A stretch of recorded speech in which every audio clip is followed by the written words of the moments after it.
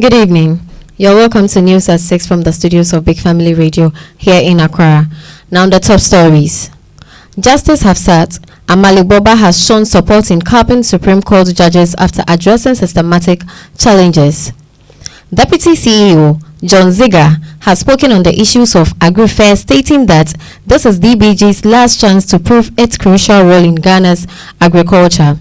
Now in the international news, Dr. James Smith has warned that Gaza's healthcare system is collapsing amid genocide and Israeli strikes on US-backed aid sites. Ali Vaez, a senior advisor, has said that President Donald Trump is more likely to join Israel's attack on Iran than stop it. In the entertainment news, Tyler Perry has been hit with $260 million lawsuit over alleged sexual assault by an actor. You can continue enjoying this live coverage on Facebook at Big Family Radio and Instagram Big Family Radio, YouTube and TikTok at Big Family Radio and Big Family TV. You can as well download our radio app on Google Play Store, on Android and App Store on iOS. Let's go for a quick commercial break, and when we are back, I would give you the details of these stories and more.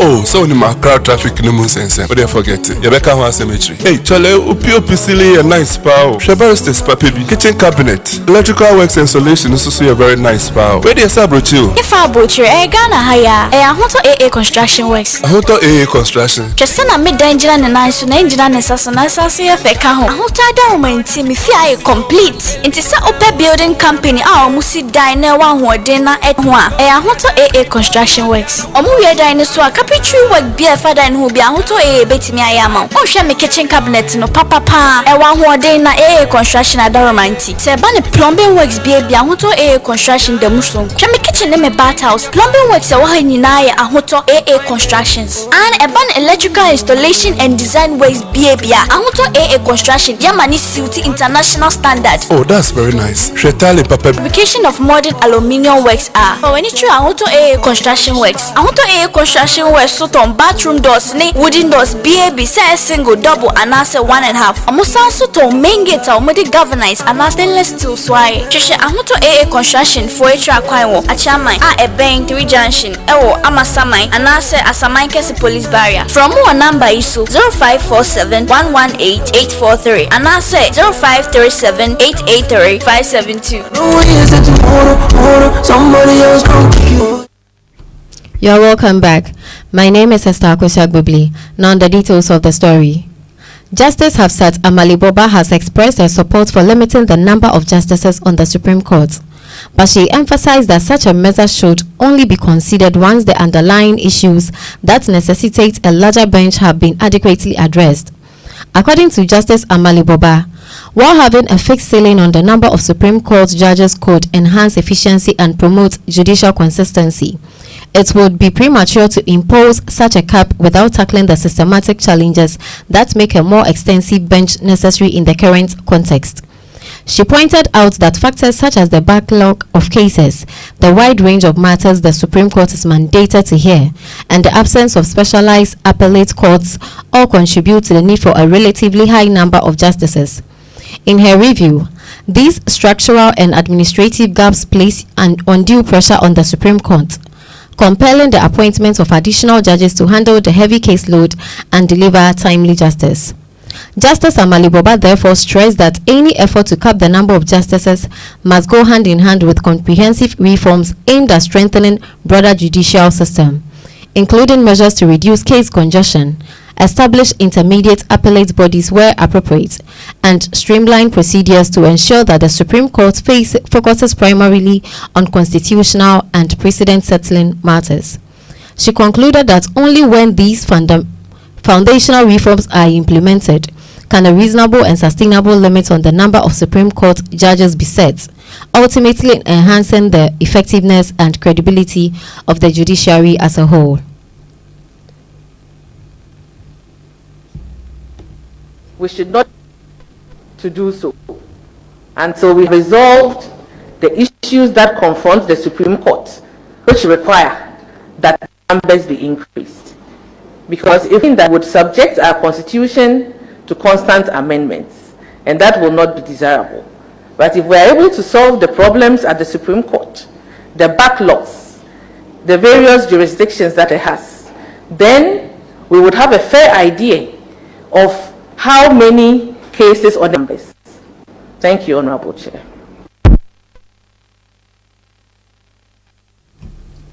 Moving on, Deputy CEO John Ziga has addressed concerns surrounding AgriFair 2025, emphasizing in a recent interview that these upcoming events represent a critical opportunity for the Development Bank of Ghana chain, empowering farmers and driving sustainable economic growth. He acknowledged that stakeholders have raised valid questions about the bank's impact in recent years, particularly in terms of reaching smallholder farmers and ensuring that financial support translates into tangible improvements on the ground. He stressed that the bank's leadership recognizes these concerns and is determined to use AgriFair 2025 as a platform to rebuild trust and demonstrate measurable results. Mr. Ziga described the fair as our last chance to leave no doubt about DBG's relevance and effectiveness in transforming agriculture in Ghana. He further noted that DBG will unveil new financing products, strategic partnerships, and tailored support initiatives during the fair, aiming to address persistent gaps in access to credit, modern farming technologies, and market linkages. By doing so, the bank hopes to highlight its unique role as a catalyst for innovation and growth in the agricultural as DBG serve as a clear evidence of its renewed focus and accountability. We see as an outdoor agric event in Ghana that gives us as financiers to meet a whole lot of people in terms of the agric value chain, our partners in terms of the people who do the agric at the farm level, those who process, and also the consumers. So for us, this is an opportunity to showcase our relevance in Ghana in terms of our support to agric as one of the anchors of our mandate. Speaking of support and financing farmers or the agribusiness, you are listening to Big Family Radio. Big Family Radio. Is the DBG having any plan or any terms to support farmers, whether small you are scale or listening even to large Big scale, Family Radio. Big Family Radio. And the money to support their businesses? Okay, so for DBG, right, our core mandates are anchored on 4 pillars, agric being one, agric and agri-processing, and that is what relates to the fair, in the sense that you see the traditional banks, we are there to partner the traditional banks, not to compete with the traditional banks, to partner them. Partner them in the sense that in the agri-business, in terms of from production, from the beginning, in terms of the farmer, raw agric, through agro-processing to finished goods, it needs patient capital. But the commercial banks are not able to provide this patient capital. So we come in to plug into that hole, that we give patient capital to our commercial banks, and they in turn give this capital to the farmers and to the agro-processors. So we are able to provide capital in terms of loans up to 10 years. Whereas our commercial banks would normally want to give loans in the short term, 2 years to 3 years, we are able to partner our commercial banks, give them loans up to 10 to 15 years to be able to give to these our farmers, because agro production needs a lot of time and a lot of patience. And we think that if we plug in and give that support to our farmers, that kind of support to our processors, we would be food sufficient as a country. So that is how we plug in into the chain. Now to end the local story, VIP John and OA Transport have announced that passengers may soon be required to pay a special maintenance levy if the government does not engage with them within the next 14 days to address the worsening state of Ghana's highways.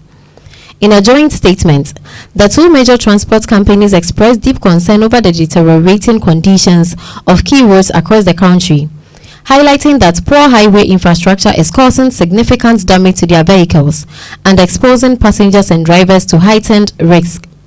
According to the operators, frequent breakdowns, higher repair costs, and accidents resulting from potholes and eroded roads have become a major financial burden for transport businesses, threatening their long-term viability.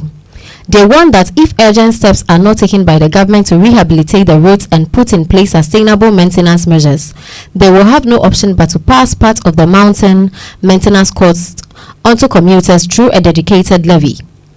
The company stressed that introducing such a levy is not their preferred solution, but the continued neglect of critical road networks leaves them with few alternatives to keep their buses in safe operation.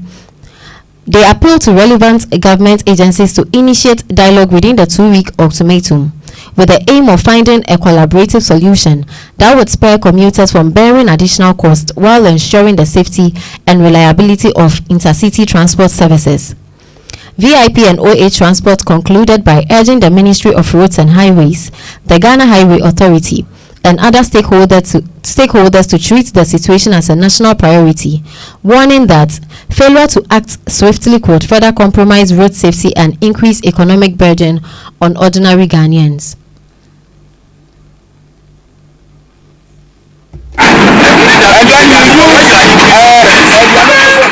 Let me tell you, there are private companies here in Ghana, and such private companies use their own money to import vehicles. They are legally aware of their responsibilities. They pay the duties at the port, they pay the relevant taxes. It is not the responsibility of anybody to determine who charges what on such highways. It is competition and fair trading practices that determines the fare. So nobody has attempted, no government has attempted to determine how much who should charge what. It is competition and fair trading. So the question of Before we move on to the international news, you can watch the live coverage on Facebook at Big Family Radio, and also follow us on Big Family Radio, and also YouTube and TikTok at Big Family Radio and Big Family TV. You can as well download our radio app on the Google Play Store on Android and App Store on iOS. Now moving on to the international news.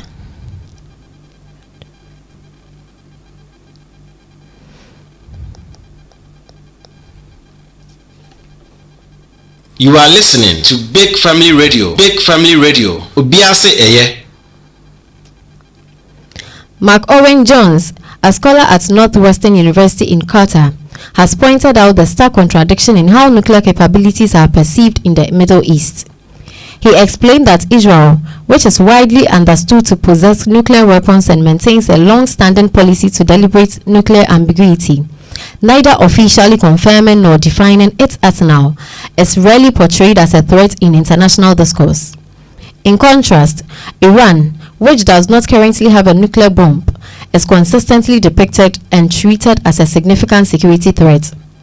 Jones highlighted this disparity to emphasize the double standards and geopolitical biases that shape global narratives about nuclear proliferation in the region.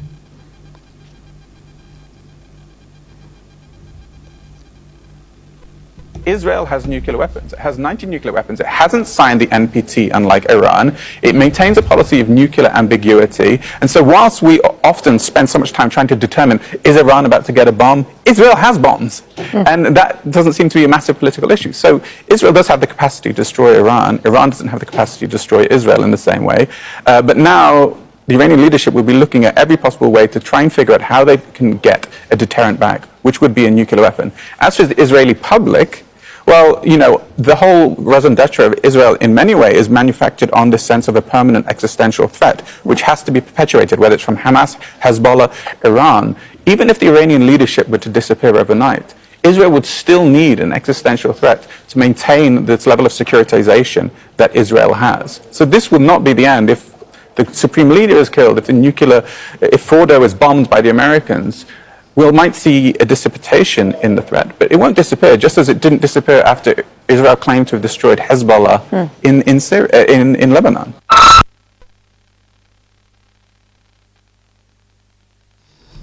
Away from that story, Dr. James Smith, an experienced emergency physician who has provided medical care in Gaza, has shed light on the severe challenges faced by the region's healthcare system under the current conditions. According to Dr. Smith, Gaza's already fragile healthcare infrastructure is incapable of functioning effectively in the midst of what he describes as an unfolding genocide. He emphasized that the situation is made even more there by Israel's continued attacks on civilians, including strikes near 8 sites that receive support from the United States. These attacks, he argues, not only endanger lives directly, but also cripple the ability of doctors and medical staff to deliver urgent care, leaving countless injured and sick residents without the treatment they desperately need. What we now have is effectively a population that is being starved and baited into going to these sites, these killing fields, effectively. The situation this morning, both at Nasser Hospital, but also at the healthcare facilities close to the so-called Netzarim corridor, was beyond horrific. The Ministry of Health are saying that 59 Palestinians arrived at the hospital having already been martyred, more than 200 injured. I mean, we are talking about massacre after massacre, day after day, so much so that one has to now specify which massacre are you talking about, on which day, at which location, because Israel is committing such egregious violence from the north of Gaza to the south that one has to be absolutely clear about which atrocity you're referring to. You cannot really have a functional healthcare system amid genocide. A group of foreign nationals and individuals holding dual citizenship who were recently evacuated from Israel have safely arrived in Bulgaria. The evacuation flight, carrying a total of 148 passengers, landed at Sofia Airport and included citizens from a diverse range of countries. Among those on board were nationals from Bulgaria, Slovenia, the United States, Belgium, Albania, Kosovo, and Romania. The coordinated evacuation effort was part of ongoing measures to ensure the safety of foreign citizens amid escalating tensions in the region, providing them with secure passage to Europe where they will receive further assistance and support as needed.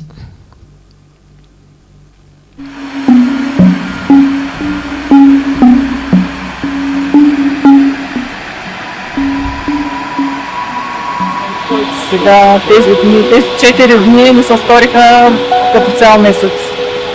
Просто как не можеш да излезеш, не можеш някъде по-надалеко, надалечно място да отидеш. Трябва да се съобразяваш с ситуацията, където има скривалища там. Например, детето не можем да го изведем в градината да поиграе, защото ако има сирена, трябва веднага да търсим място, къде да се скрием или да се върнем в къщи. Напрежение. Много напрежение и стресово състояние.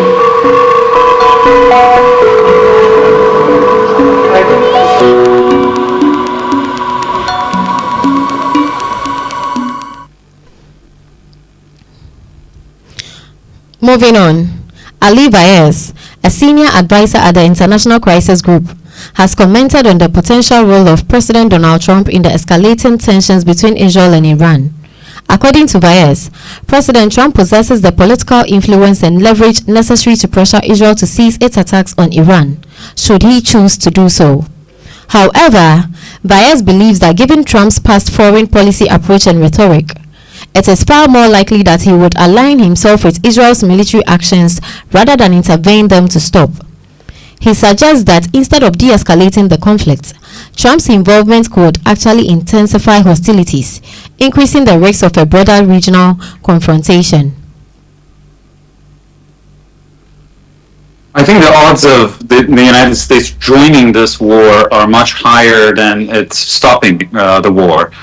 It does appear that President Trump seems impressed with Israel's initial military achievements and wants to join in and finish the job because he thinks that he would be able to get the credit. if President Trump really wanted the deal, instead of siding with Israel, he had to create some distance with Israel.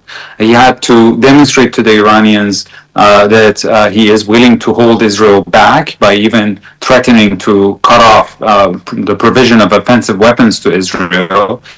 And only in that scenario, the Iranians would take him seriously and would re-engage him. And if he would put some sort of reasonable nuclear agreement on the table, then I think there would be a diplomatic way out of this. But President Trump, everything he has said in the past few days signals that he's moving in the opposite direction and is more likely to escalate this conflict than to de-escalate it. A newly released video captures thick plumes of smoke billowing into the sky from the area surrounding the Qajjer missile production complex in Tehran, following a series of Israeli airstrikes carried out across Iran. The footage provides a glimpse of the aftermath of what has been described as a coordinated wave of attacks. According to statements from Israeli officials, these latest strikes were aimed at crippling Iran's military capabilities by targeting critical weapons manufacturing sites and facilities involved in the production of nuclear centrifuges. The Qajjer complex, believed to be a key site for the development and assembly of Iran's missile arsenal, appears to have sustained significant damage, highlighting the escalating confrontation between the two countries and raising fresh concerns about regional security and potential retaliation.